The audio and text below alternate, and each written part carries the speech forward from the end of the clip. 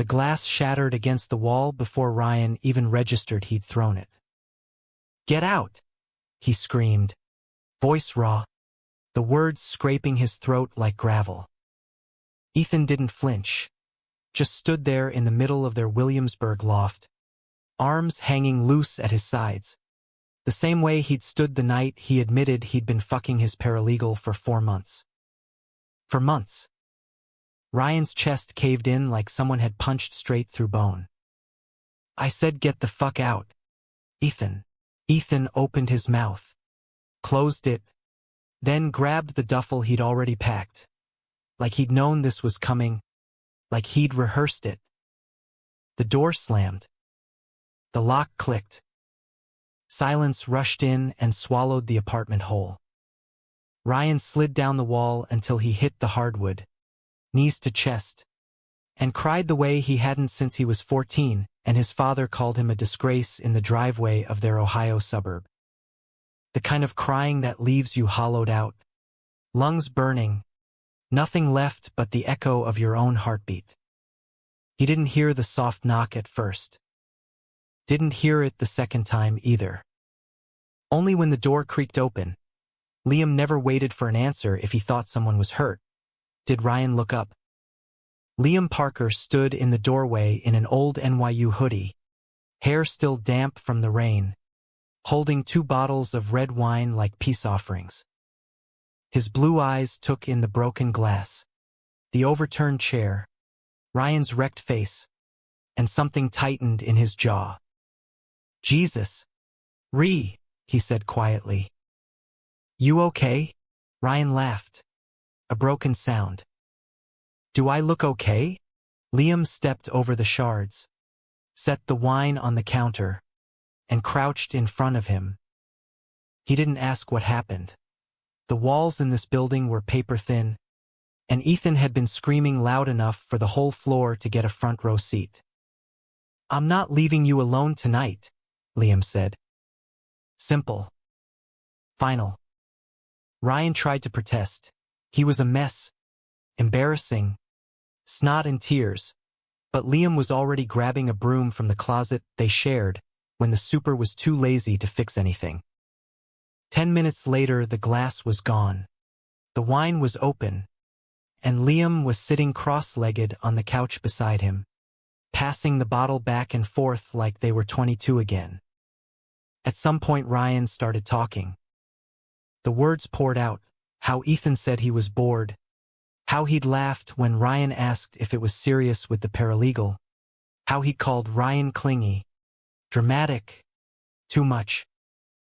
Liam listened without interrupting, thumb rubbing slow circles on Ryan's wrist the whole time. When the first bottle was empty, Liam stood up. "I'm staying, Liam. My place is getting new floors tomorrow. Sanding dust everywhere. I was gonna crash on a friend's couch anyway. A lie. And they both knew it, but Ryan was too tired to call him on it. Guest room's yours if you want it, but I'm taking the couch." Ryan looked at the empty side of the bed he'd shared with Ethan for 2 years and felt nausea rise. "Take the bed," he whispered. I don't know. Couch is fine." They ended up side by side on the king mattress anyway, fully clothed, a careful 6 inches of space between them, staring at the ceiling fan. Ryan fell asleep to the sound of Liam breathing and the rain against the window. Liam woke up every morning at 6:30, made coffee strong enough to strip paint, and left a mug on the nightstand for Ryan before heading out to shoot freelance gigs.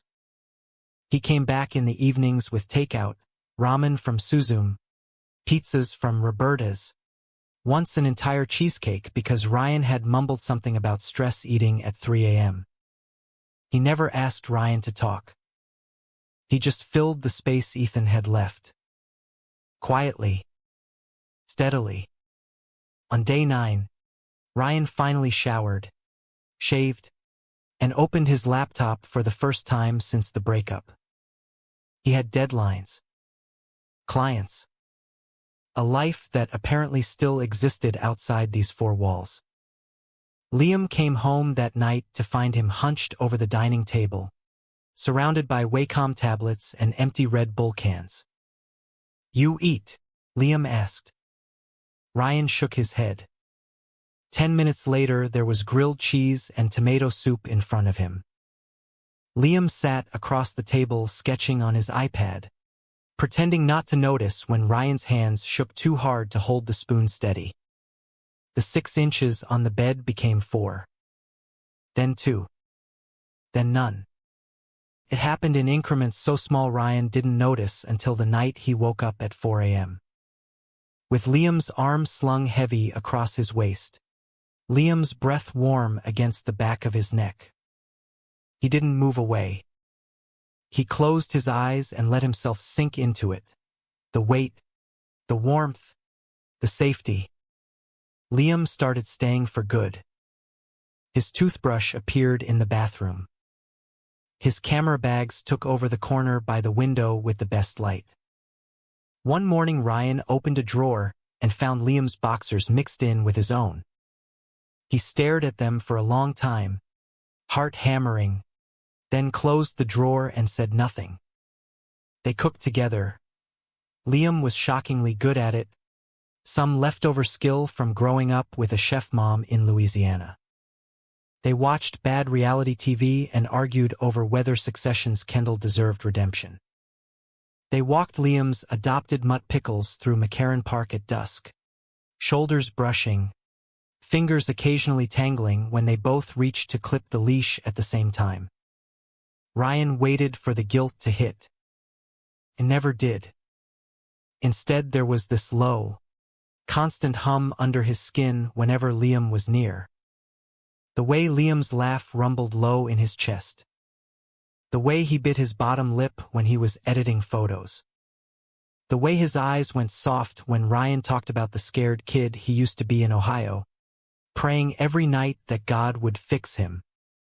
One night, 3 weeks in, they were on the couch sharing a joint, some indie movie flickering forgotten on the TV. Ryan turned his head and Liam was already looking at him. "What?" Ryan asked, voice rough from the smoke. "Nothing," Liam said, but his gaze dropped to Ryan's mouth and stayed there. The air changed, thickened. Ryan's heart slammed against his ribs. He should say something. Should move. Should. Liam leaned in, slow enough that Ryan could have stopped him. He didn't. The kiss was soft at first, tentative, like Liam was scared Ryan would shatter. Then Ryan made a broken sound and kissed him back like a man drowning, hands fisting in Liam's hoodie, dragging him closer. They didn't make it to the bedroom. Clothes came off in the hallway, hoodie, t-shirt, jeans kicked aside. Mouths and hands and whispered names against skin. After, tangled in the sheets, Liam traced the freckles across Ryan's shoulder like he was memorizing them. "I've wanted to do that for 2 years," Liam murmured into the dark. Ryan's heart stuttered. 2 years, since the day you moved in. You were struggling with that ugly IKEA couch and cursing in this adorable Ohio accent. I offered to help and you looked at me like I was an angel. Liam laughed softly. Then Ethan showed up 5 minutes later and carried the rest like some corporate Prince Charming. I figured I never stood a chance. Ryan turned to face him, tracing the sharp line of Liam's jaw. You should have said something. You were happy. Or I thought you were. The words hung heavy between them. They fell into it like it was the most natural thing in the world. Mornings with Liam's mouth on his neck, lazy and sleepy. Evenings with Liam's head in his lap while Ryan worked, fingers carding through dark hair. Sex that felt like worship, slow, then frantic, then slow again, like they were making up for lost time. Ryan kept waiting for the other shoe to drop, for Ethan to text, for reality to crash back in. Didn't. Until it did. It was a Thursday, exactly 5 weeks after Ethan walked out. Ryan was at the grocery store when his phone buzzed. "Ethan, can we talk? I'm outside your place." Ryan stared at the text until the screen went black. His hands shook so badly he nearly dropped the basket. He didn't answer. Just paid for the groceries and walked home on autopilot. Ethan was sitting on the steps, looking polished in the same navy peacoat he'd worn the night he left. When he saw Ryan, he stood, hands raised like Ryan was a spooked animal. "I fucked up," Ethan said immediately. "I know I did. I was scared and stupid, and I miss you so much it hurts to breathe." Ryan's throat closed. "You don't get to do this. I'm in therapy. I ended things with Tyler. I want to come home. Please. Home." Like the apartment wasn't already filled with someone else's laughter, someone else's coffee mugs, someone else's warmth in the bed. Ryan stepped around him. "I have to go." Ethan followed him up the stairs. 5 minutes. "That's all I'm asking." Ryan's key hovered at the lock. Behind the door, he could hear Pickles barking excitedly. Liam must have come home early. He turned the key. Liam was in the kitchen, sleeves rolled up, stirring something that smelled like garlic and tomatoes. He looked up, smile starting, then dying when he saw Ethan behind Ryan. Ethan froze in the doorway. Liam's face went carefully blank. "Ethan." Ethan's eyes darted between them. Ryan's flushed cheeks. Liam's bare feet and domestic ease. The dog dancing happily around Liam's legs. "You're living here?" Ethan asked, voice thin. Ryan found his voice. "Liam's been staying with me." Ethan laughed, sharp and disbelieving. "Jesus Christ. 5 weeks and you're already." "Don't," Liam cut in, low and dangerous. He set the spoon down with deliberate calm. "You don't get to judge him. Not after what you did." Ethan's gaze snapped to Liam. Something passed between them, old, ugly, charged. Ryan frowned. "What am I missing?" Silence stretched, taut as wire. Liam exhaled through his nose. "Tell him, Ethan. Or I will." Ethan's face crumpled. "It was years ago. Before you." Ryan looked at Liam. "Before me what?" Liam met his eyes, steady and aching. "Ethan and I dated. For 8 months.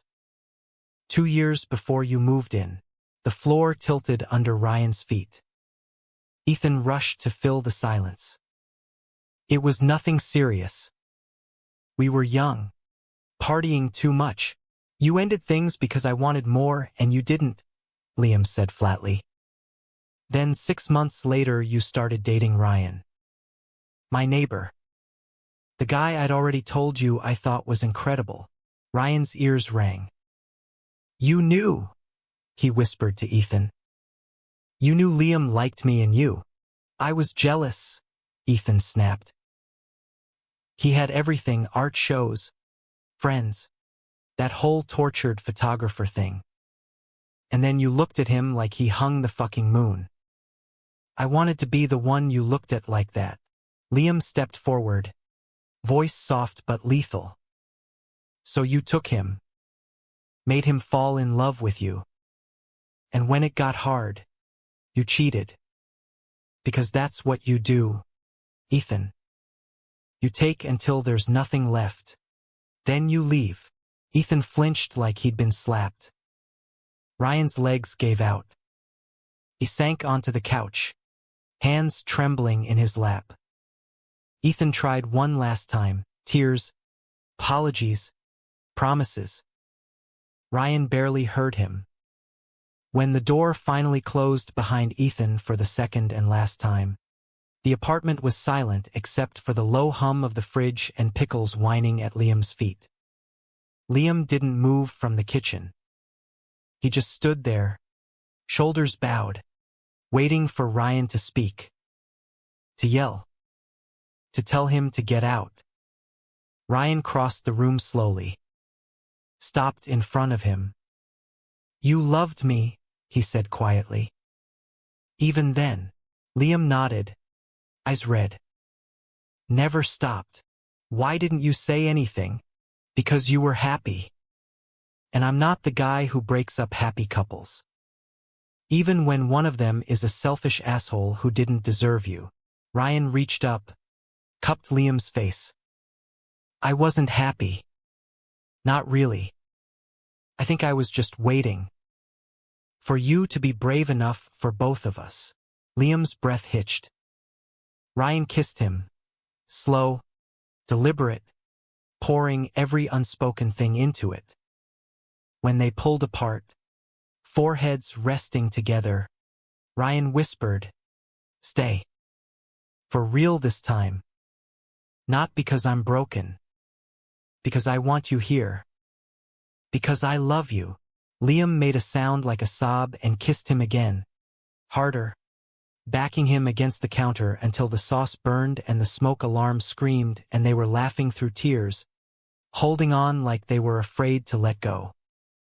Later, much later, tangled in sheets that finally smelled like both of them, Liam traced the scar on Ryan's shoulder from a childhood bike accident and said, "I used to stand in the hallway sometimes, listening to you laugh with him, and hate myself for wishing it was me making you sound like that." Ryan turned, pressed his lips to Liam's wrist where his pulse raced. "It's you now. It's been you for longer than I realized." Outside, the rain had stopped. Brooklyn was quiet, the kind of quiet that comes after a storm when everything feels washed clean. They fell asleep facing each other, fingers laced, breathing in sync. And for the first time in years, Ryan didn't dream of losing someone. He dreamed of keeping